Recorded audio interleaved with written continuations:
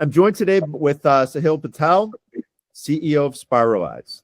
Spiralyze helps companies grow by providing data-driven performance conversion rate optimization services. Welcome, Sahil, and great to see you. Absolutely. Thanks for having me. Really glad to be here. Thanks so much. We've talked before, and one of the things that you talked about is that you were a founder and CEO of ER Express, and then joined Spiralyze as CEO after being a customer. What were a few of the specific problems or bottlenecks that you encountered at ER Express that Spiralyze was able to solve? I think the number one thing is that ER Express was going after a really small town. It was in healthcare SaaS. Now, healthcare sounds like a big industry, but it's not one big industry. It's more like 73 different verticals or sub-verticals, most of which are very tiny, and most of which you can't take what you built for one and easily import it over to another.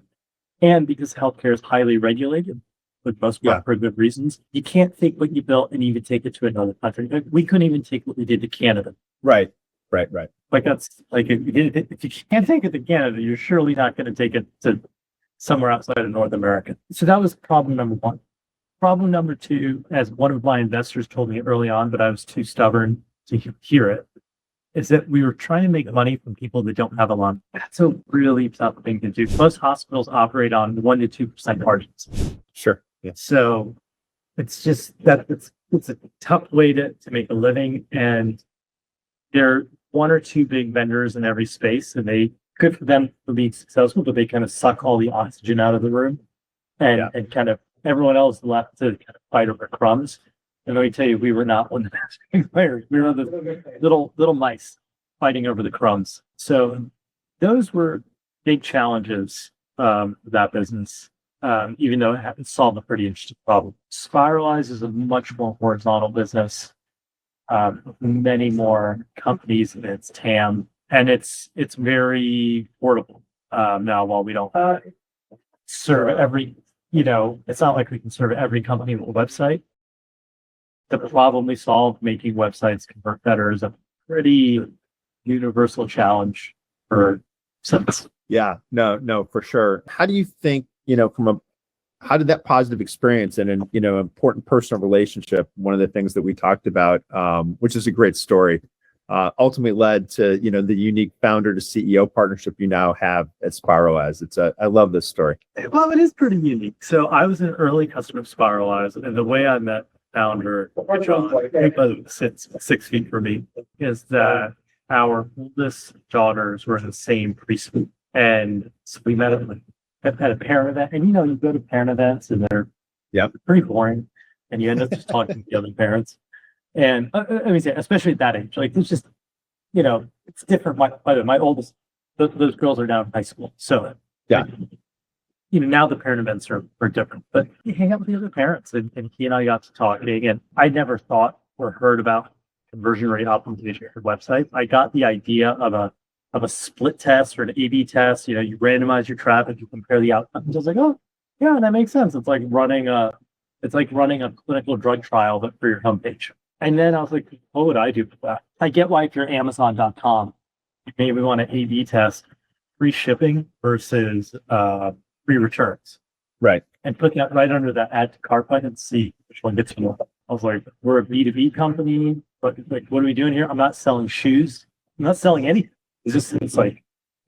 But John helped me see that. He's like, well, are people doing they transacting something happening on your site? I was like, well, yeah, of course. And he said, well, would you like more of them to do it? I said, yeah. He goes, well, you got two choices. One is you could spend lots of money in trying to get traffic to the site. Literally, that's a good, everyone should do that. But then once they get there, you've got to get them. He's like, do you think everyone that comes to your site is converting? It's like, surely not.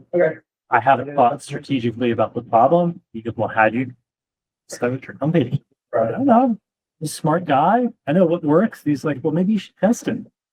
And I kind of opened my eyes. I became a Spiralyze customer. I was an early customer. And then he stayed in touch. I kept running. ER Express continued using Spiralyze. We got offered to buy the company in 2021. So I've been running it for 9 years at that point. And it was the right time to do it. And as I was going through that process, John and I had stayed in touch. Our girls had remained friends, so we would see each other. And I was starting to know what I wanted to do next. I was young enough that I thought I had, I had fire in my belly. I thought I could do at least one more trip around the block. Yeah. He had done just an amazing job building Spiralyze organically. And he thought I had some strengths. He had some different set of strengths that together we could do it. And I think what makes it unique is that we both born the founder CEO have.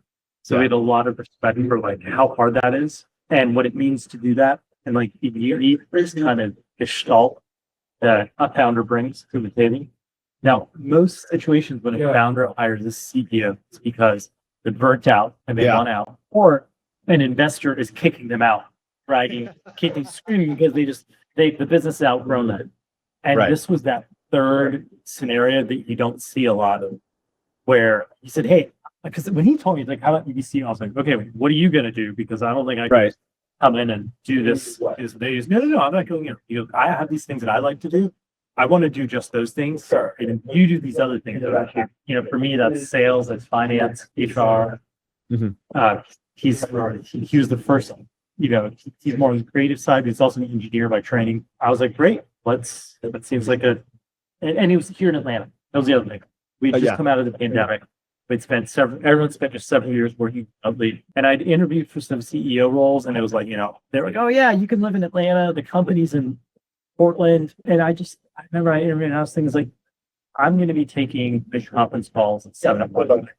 Yeah. And I've got, my kids are, a little bit older now, but they're, that is not what I wanted to sign up for the next 5 years. That's thanks for asking. It's a fun story. I couldn't have told a headhunter like, hey, here's what I want you to find for me. And they're like, dude, you're crazy. Like, how are you going to find that? It was serendipitous. I mean, it's look, everybody's got their skill sets. I think it takes a great leader though to be able to recognize what they really want to do and focus on.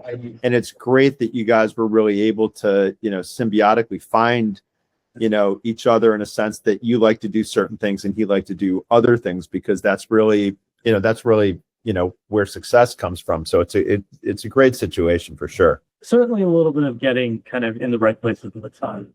Yeah, for sure. And now you're full on into the conversion rate optimization business. Mm-hmm. Given that shift in customer, we talked a little bit about this broadly, but given that shift in customer acquisition cost, which you kind of talked about in the rapid advent of AI, where do you really see the next 3 to 5 year vision of for predictive conversion rate optimization?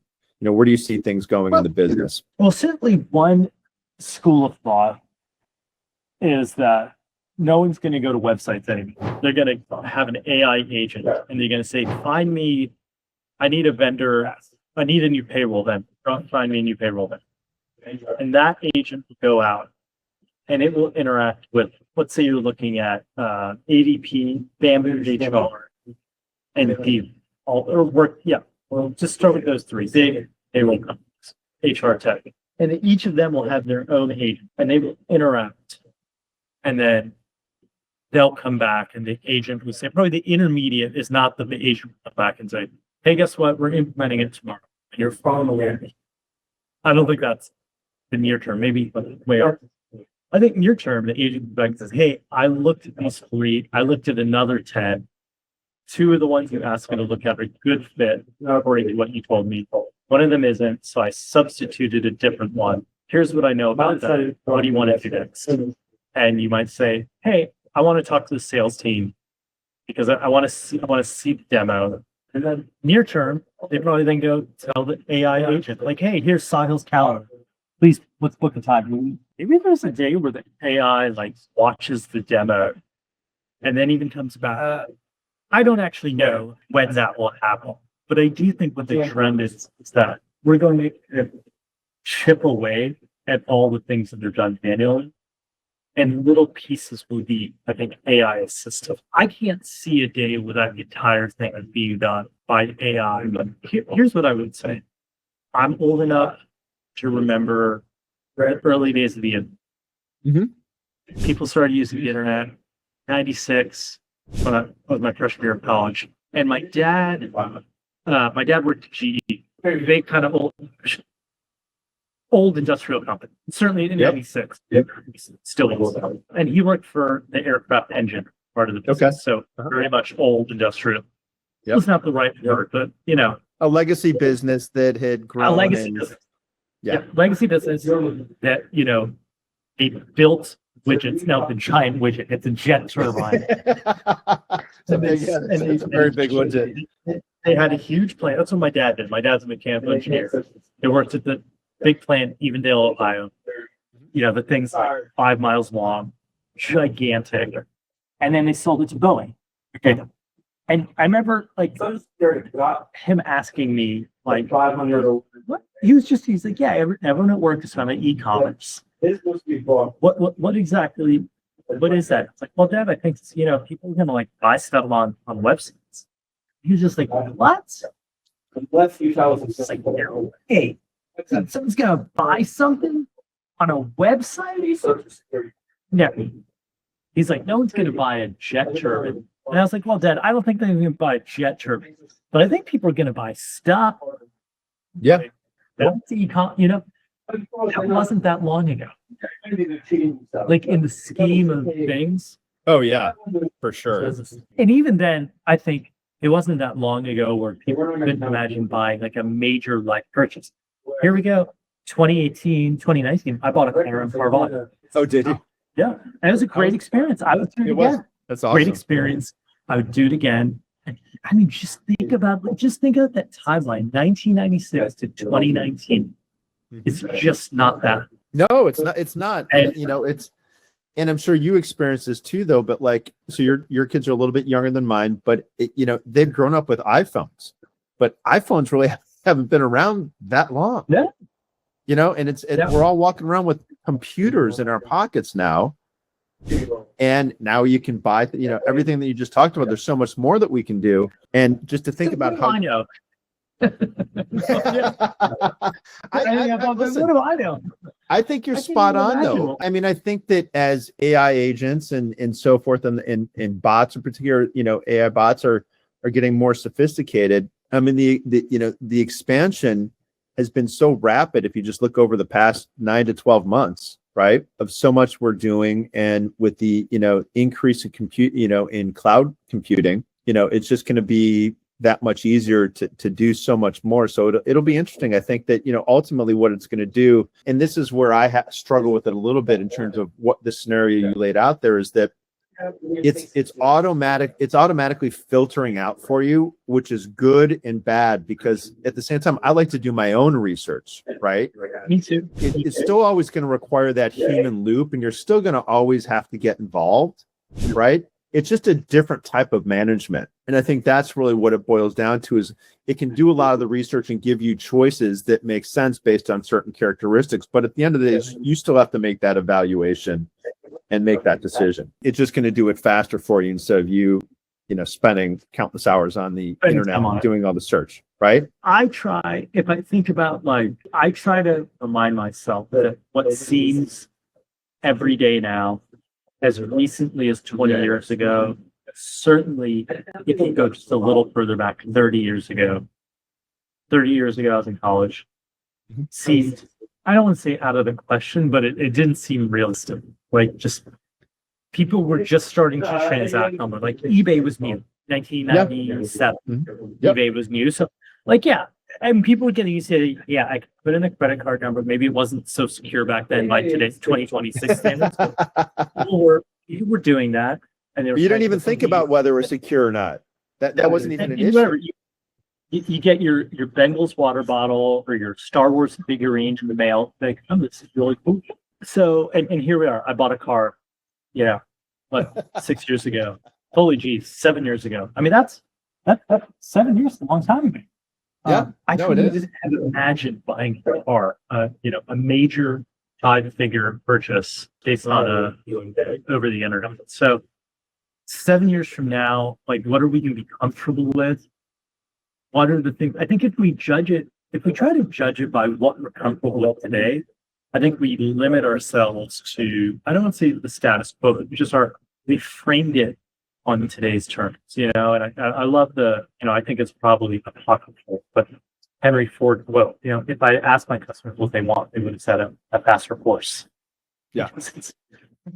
Yes, that's what if you're used to riding a horse, no one could describe, hey, take this combustion engine, shrink it down, put it in an iron vehicle, give me a steering wheel, and I'm going to drive around. Yeah, you can't imagine what that's. You're like, what? So I think the same thing is with kind of things like even the scenario I just described. What I'm describing is the equivalent of, oh, I want a faster horse. Oh, I'm dropping like an AI, whatever we're going to call it, into my workflow today, which is, I go to a website, I fill in a form, but like, I think that's so limited. Yeah, I think that's so limited. It's the equivalent of give me a faster horse. Right. Yeah. You couldn't imagine if you wanted a faster horse, Uber. Yeah. Like just culturally, even when Uber came around, it seemed weird. Like who the hell is going to give people random ride? I still remember to this day when I met a buddy of mine for a drink, and we parted, we said goodbye on the street, and he went and he got in the back of somebody else's car, and I'm like, what the fuck? What is that all about? Like, what's this happening? Why would someone else do it? Why would I start driving around and say, hey, it seems so bizarre. But now let's take self-driving cars, Waymos. I'm not ready to get in a Waymo. Yeah, I've multiple times been presented with it as an option in Uber, and they said, really? And I don't want it. I go, nah, I don't want it. Now, my wife reminds me, because I'm like, hey, what if it crashes? It's like, human drivers crash also. Right. Yeah. Yeah. Humans check their text messages while you're driving. Humans speed through a yellow light, try and make it smooth. And Waymo, and I was like, no, you're not wrong. But the interesting thing is, at least in Atlanta, Waymo's everywhere. Most of them are empty, but they're like driving around, I think, because they're collecting data. Right. Like kids, it's starting to get like habituated. See, like first times, oh, look, oh my gosh. One drove in front of our house, like we were watching. It's like a thing. Yeah. No, we haven't gotten them here in Chicago, so we haven't seen them. Okay. We no longer kind of do the double take or the point that out. Now I think if we're driving and we see one next to us, like my younger daughter, like, hey, look, Dad, there's a baby. My prediction is that her brain is getting rewired to accept that as a cultural norm. And that by the time she's old enough, I don't think she'll be like, it's small. Just like, Uber, the first time you said something step into Uber was like, that's weird. Not because the technology wasn't, it felt culturally alien. Yeah, it was more of a like, what is he doing? Right. Yeah, that's what it was. Yeah, for sure. So I think on CRO, what does this mean for CRO? Yeah. Who the hell knows? But I think so. What I try to keep myself open to is not trying to superimpose this thing that I'll admit I don't fully understand. Mm-hmm. And shackle to today because it's the equivalent of faster horse. It's trying to what construct, if all you've ever ridden is a horse, what use would you ever have from Uber? No, that's a good point. Let's think about pain points. What pain points are you most focused right now on improving at Spiralyze? Like what are those biggest, 3 biggest pain points you're focused on improving? You mean internally at Spiralyze, or what are the pain points we're trying to help our customers? No, internally. Yeah. So we're now at 200 people. So the first thing is I don't actually know everyone. Yeah. I wish I did. I try to get to know everyone, but I can't. There's natural turnover. We're lucky it's not that high, but it's there, and we're hiring people. People are leaving. People are fired. It's just so sometimes I'll ask, where did that person go? They'll go excited. The person doesn't return 2 months, and then sometimes I'll say, who is this person? They'll be like, dude, that person's worked here for a year. And now what we can do, in fact, tomorrow is our beginning of the year all hands. And part of what we do is recognize kind of all our new team members that have joined us. Let me tell you, the day we printed that slide probably became obsolete by people on there that aren't with us, or probably people that have since. But no, I think that's part of it. It's an inflection. Like 50 people, 100 people. At 100 people, I think you still definitely know it. Yeah. 150, a little bit less. 200 is really hard. So that's the first thing. The second thing is, but it's the denominator of the we're not quite at 20 million in revenue. As that denominator grows, like keeping up that micro rate gets harder. The third thing is whether you're 100 people or 200 people or 500 people. I think most executive teams can work on one or two things at a time. I have to relearn that. I feel like a couple times a year because I always say no. I can do this other thing, or it never works. And you still can do one or two things at a time in terms of like change initiatives. Like you got to keep the trains running. Yeah. And so you got to be really choosy about one or two things, those change initiatives because there's at least 10 things that are worth working on. Just do them well and pick one. Yeah. Well, listen, I want to be conscious of time, so we'll end here for the podcast. Thanks so much for joining.